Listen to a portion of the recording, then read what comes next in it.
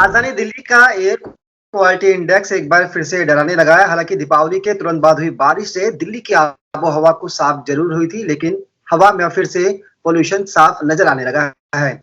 इस पोल्यूशन के बीच एक खबर आई है कि कांग्रेस की अध्यक्ष सोनिया गांधी प्रदूषण से परेशान होकर दिल्ली के बाहर जाने की उन्हें सलाह दी गई है। क्या इसके पीछे ठोस वजह है और कितना इस खबर में दम है, इसको लेकर बातचीत करेंगे। हमारे साथ पंजाब केसरी नवोदय टाइम्स के संपादक अकुश श्रीवास्तव जी हैं। सर, स्वागत है आपका। पहले काफी हद तक हवा साफ होने की बात कही गई थी, दिल्ली सरकार ने क्रेडिट भी लिया था, लेकिन अब फिर से जिस तरह से मामले सामने आ रहे हैं एयर क्वालिटी इंडेक्स, क्या वाकई दिल्ली का अब चिंताजनक बनता जा रहा है? देखिए, जहां तक क्रेडिट डिस्क्रेडिट लेने की बात है, ये एक पॉलिटिकल बातचीत है और पॉलिटिकल से ज्यादा लापरवाही वाली भरी हुई चीजें हैं जो लगातार सतत प्रक्रिया के तहत हुआ है। ये एक दिन में नहीं हुआ है, 2-4 साल में नहीं हुआ है, 10 साल बल्कि 10 से ज्यादा साल से ये हुआ है और उस पर ध्यान कम दिया गया है और पब्लिसिटी के मेजर ज्यादा रखे गए हैं।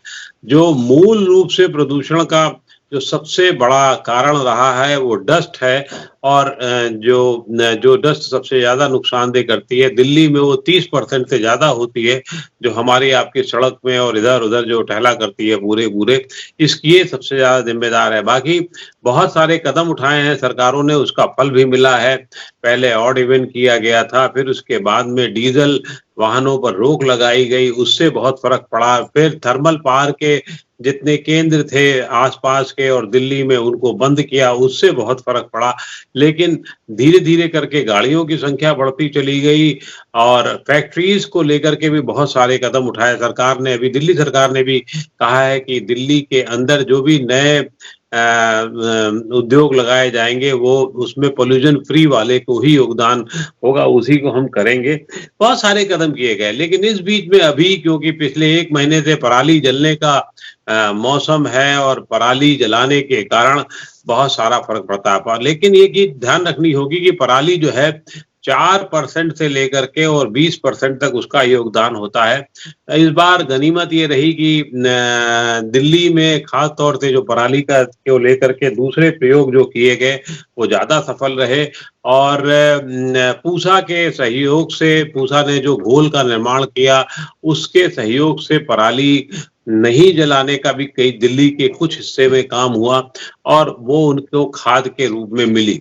लेकिन उसके बाद भी हालत ये है कि दिवाली पर जो AQI था हमारा, प्रतिबंध लगाए गए, सब कुछ किया गया, दिल्ली है कि मानते नहीं। दिल्ली और आसपास वालों ने जिस तरीके से पटाखे छोड़े, चाहे कहीं से लाए, चोरी से लाए, चकारी से लाए, कैसे भी किया और उन्होंने 1000 तक AQI पहुंच गया, जिसकी वजह से बहुत जो पॉइंट था वो उसकी वजह से दिल्ली में पूरा पोल्यूशन बुरी तरीके से फैल गया। ये तो गनीमत है कि पिछले 2-3 दिनों से हवा थोड़ी बह रही है और उसकी वजह से अभी खतरनाक स्तर पर है, बहुत ज्यादा भयावह स्थिति पे नहीं है। लेकिन जैसे पश्चिमी विक्षोभ, वेस्टर्न डिस्टर्बेंस चलेंगे और बाकी तापमान आपका गिरेगा, मिस्ट जो ज्यादा नीचे आएगी तो और बुरी हालत होगी, दिल्ली की और बुरी स्थिति होने के कगार के हैं। और ये माना जा रहा है कि 23 तारीख मतलब हो गया संभवतः मंडे और उसके बाद से स्थिति दिल्ली की और खराब होगी। तो संभवतः इन्हीं सब मद्देनजर रखते हुए डॉक्टरों ने सोनिया गांधी जो कांग्रेस के अध्यक्षता हैं और देश की बड़ी नेता हैं, उनको ये सलाह दी होगी कि आप दिल्ली में मत रहिए, कुछ दिनों के लिए आप चले जाइए। और ये सोनिया गांधी के साथ पहली बार नहीं किया गया। सोनिया गांधी पिछली बार भी गोवा गई थी इन्हीं दिनों में और वहां पर आपको याद होगा उनकी साइकिल चलाते हुए भी एक तस्वीर वायरल भी हुई थी। प्लस उसके साथ साथ सोनिया गांधी के साथ में कई और तरीके की प्रॉब्लम हैं, बीमारियां हैं उनको। अभी पिछले दिनों जुलाई में गंगाराम अस्पताल में भर्ती हुई थी, जब पेट की तकलीफ थी उनको 74 वर्षीय सोनिया गांधी के साथ एक और पुरानी बीमारी रही है जो जिस पर काफ़ी दिनों तक वो रहा, लेकिन 2017 में सर्वाइकल कैंसर की उनको बीमारी हुई, जिसका ऑपरेशन कराया उन्होंने। और सर्वाइकल कैंसर के भी बारे में मैं आपको बता दूं, सर्वाइकल कैंसर इस देश में 10 में से 1 महिला को होता ही होता है। तो ये कोई बहुत बड़ी बीमारी नहीं थी, लेकिन बीमारी है और कैंसर नाम जुड़ा हुआ है, इसलिए बहुत सारी दिक्कतें टेंशन हो हैं। जाती है। ये तो गनीमत है कि वो क्योंकि जिस वर्ग से आती हैं वहाँ थोड़े प्रतिबंध लागू हो सकते हैं, जहाँ अपने आप में रोक लगाई जा सकती है, लेकिन देश की बहुत सारी महिलाएं वो नहीं रोक लगा सकती हैं और अंततः उनको बहुत बुरी स्थिति होती है। तो इस समय की हालात और को देखते हुए सोनिया गांधी को निश्चित रूप से ये सही सलाह दी गई है कि आप फिलहाल यहाँ से चले जाइए।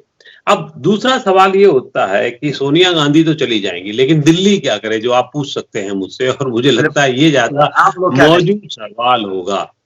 तो आप मतलब अगर मुझसे ये पूछना चाहेंगे दिल्ली वाले क्या करें, तो दिल्ली वाले सिर्फ सतर्कता बरत सकते हैं।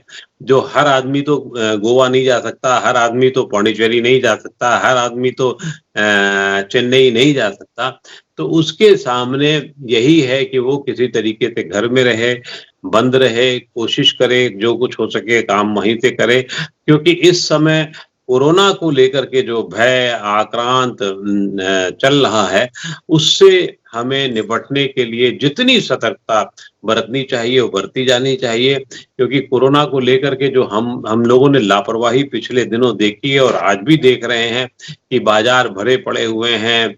छठ पूजा के नाम पर शर्म तो तब आती है कि जब छठ पूजा के नाम पे भी राजनीति की जाती है और कहा जाता है कि नहीं साहब हमें इससे फर्क नहीं पड़ेगा।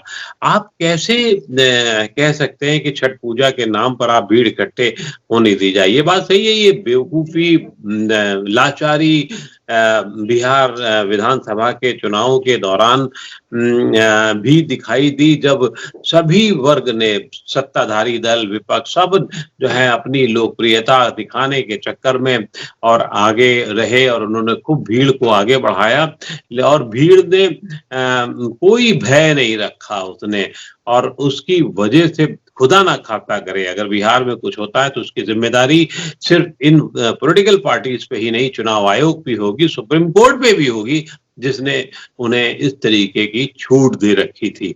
तो कोरोना और जो ये है आपका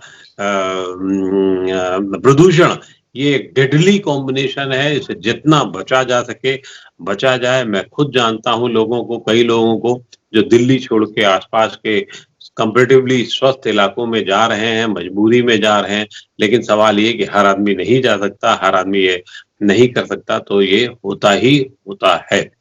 तो आपको ध्यान रखना है कि आप कैसे बचें इससे और कैसे अपने आप को बचा सकते हैं, ये बचाना बहुत जरूरी है।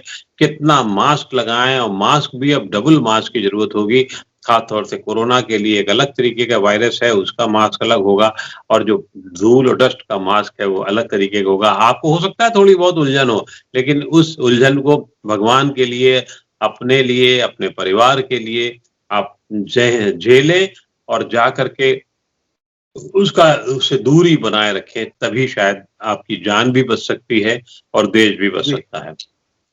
सर, लोगों के लिए तो आपने बता दिया लोग कैसे पोल्यूशन से और कोविड से बचे। क्या सरकार के लिए भी कुछ सुझाव है? क्योंकि आपने खुद कहा कि आने वाले सोमवार से जो एयर क्वालिटी इंडेक्स है वो और पुअर होगा और कोविड के केसेस भी बढ़ेंगे। सरकार को क्या करना चाहिए?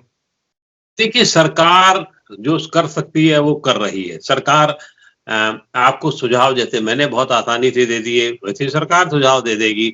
वैसे ही सरकार कहेगी कि सरकार ने कल कर दिया कि 500 रुपए से लेके 2000 रुपए तक जुर्माना हो जाएगा, 1500-2000 हजार लोगों को जुर्माना हो जाएगा और क्या होगा। लेकिन हमारे यहाँ लोग जो हैं वो इतने मतलब क्या कहूं मैं उसको शब्द क्या दूं, या तो वो फुल प्रूफ अपने आप को मानते हैं कि उन्हें कुछ भी नहीं हो सकता, जबकि उन्हें बहुत कुछ हो सकता है, उन्हें हर डर हो सकता है। और अगर एक घर में एक कोरोना नाम का बीमारी हो जाती है तो पूरा परिवार या पूरी बिल्डिंग दहशत में आ जाता है। तो इसलिए हाथ जोड़ के उनसे यही प्रार्थना है मेरी तरफ से भी कि वो इसको दूर रखें और कोशिश करें, मैं शब्द इस्तेमाल कर रहा हूँ कि बीमारी उनके पास फटकने ना पाए। कपड़े ज़्यादा पहनने पड़े तो पहने, च्यवनप्राश ज़्यादा खाना पड़े तो खाएँ, सुबह, शाम, रात में जो भी इसके लिए आयुर्वेद के और एलोपैथ के जो भी उपाय बताए गए हैं, प्रिकॉशनरी है जो उपाय है। देखिए होने के बाद में तो बहुत उतना उतना आसान नहीं होता है। प्रिकॉशनरी जितना काम कर सकें और उसमें आयुर्वेद और नेचुरोपैथ का जितना काम हो सकता है, नेति करें, जल नेति करें, रबड़ नेति करें, रात में सोते समय तेल लगाएँ नाक में। तो नाक में तेल लगाना और जल नेति करना आपको सिर्फ कोरोना से ही नहीं बचाता है, पॉल्यूशन से भी बचाता है क्योंकि पॉल्यूशन में जितना डस्ट होती है वो नाक के थ्रू अंदर जाती है और फिर वो आपके सीने में जकड़ती है। रोज आप प्रयोग अपनी बॉडी के साथ करें, योग करें और जब आप योग करेंगे और एक लिमिट तक देखेंगे कि एक बार आप सांस लेने के बाद देखें कि आप 20 सेकंड तक, 25 सेकंड तक उसे रोक सकते हैं कि नहीं रोक सकते हैं, तो आपको एक अंदाजा हो जाएगा कि आपका लंग्स कैसे हैं, कैसे बीमारियां क्या है, नहीं है। आप सचेत हो जाएंगे तो ज़्यादा आसान होगा और ज़्यादा आसानी से आप बच सकेंगे। ये एक वो है। जहाँ तक बीमारी का सवाल है, इस देश में बीमारियाँ दिल्ली में अगर आप देखेंगे तो हर चौथा आदमी किसी न किसी बीमारी से ग्रस्त है, कोई ना कोई उसे बीमारी है और आजकल तो अवसाद नाम की बीमारी भी ये सुन कर के आप अवसाद में हो सकते हैं कि यार कहीं हमें बीमारी ना हो जाए। तो वो है, उससे बचने का सिर्फ़ और सिर्फ़ अच्छा उपाय यही है कि आप अच्छी सोहबत में रहें, हँसी-मज़ाक करें, यारों दोस्तों के साथ मिले-जुले थोड़ा बहुत बातचीत करें और कोशिश ये करें कि बुरे ख़्यालों से बचें और अच्छा सोचें तो शायद थोड़ा-सा इनसे राहत मिलेगी। क्यों? क्योंकि तब आप थोड़े बहुत प्रयोग कर सकेंगे अपने साथ में, अपनी साफ-सफाई का, अपने आस-पास की चीज़ों का ध्यान रख सकेंगे। तो शायद थोड़ा-सा वातावरण थोड़ा सजग रहेगा और आप थोड़ा ठीक रह सकेंगे और ख़ास तौर से योग को लेकर के जो मुद्राएँ हैं, उनमें ज़रूर उनका इस्तेमाल करें, ध्यान मुद्रा में रहें बैठे, तो थोड़ा-सा आसानी हो सकेगी। मैं सिर्फ़ इस समय प्रिवेंटिव उपायों की ही बात करना चाहूँगा।